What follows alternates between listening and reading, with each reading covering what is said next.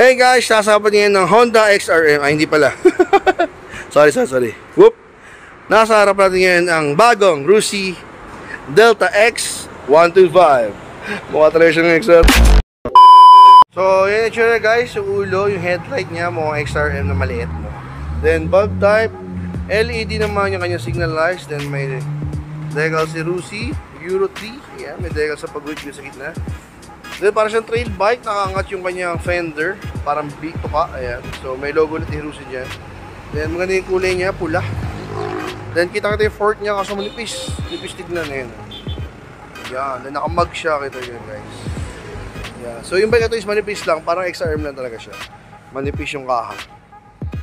Ayan. Then, kita dito yung kanyang handlebar dahil mataas.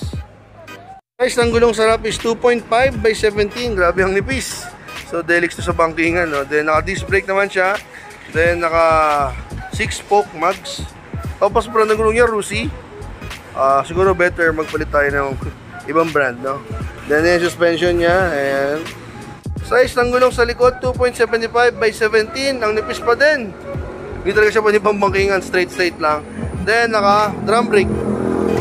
Then, syempre, dito sa kaliwa is, yes, grip na lang. Then, since semi-automatic to, walang clutch. Ayan. Wala siyang clutch. Parang XRM talaga. Then, ilaw. High beam, low beam. Meron siyang busina. Then, choke. Ayan. Namiss ko yung choke na to. Then, signal lights. Ayan. Then, susian at kanya. Wow, naka-digital siya. Ayan. Yung black yung background. Naka-digital siya, guys. Inshallah. Ngayon ito nakita ng ganito ng payat na yun. Kasi mga panahon ng uso XRM, ito lang makikita mo. Payat talaga siya.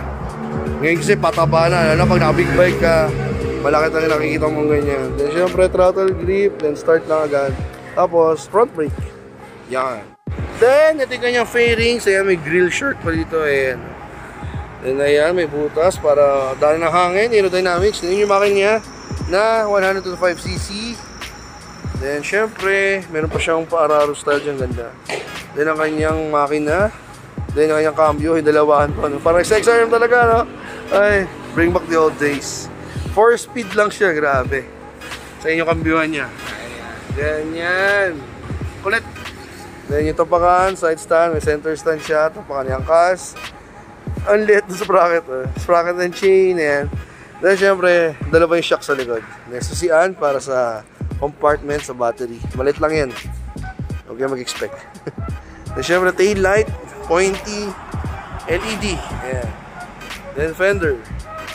Sa kabila, ganun pa din. Yung fairings niya. Ayan, yung makina. Foot brake. Ayan, yung malaking ganyan na bakal. Nakakamiss. Kickstart. Then tapakan ni rider. Tapakan ni angkas. Yung tambushi yung mahaba. Ayan. Na may cover pa na chrome. Then shock. Ayan. So, ayan na guys. Silya, mahaba silya. Yan, malambot naman ng foam. Goods and grab bar. So, ayan ang kabuuan ni Rusi Delta X 125. Yon, so sa mga nagkabit dito kay Rusi Delta X 125, 48,000 SRP lang siya. No down payment, pero pag installment mo siya is advance mo yung 1 month. So, yun para maging down payment mo.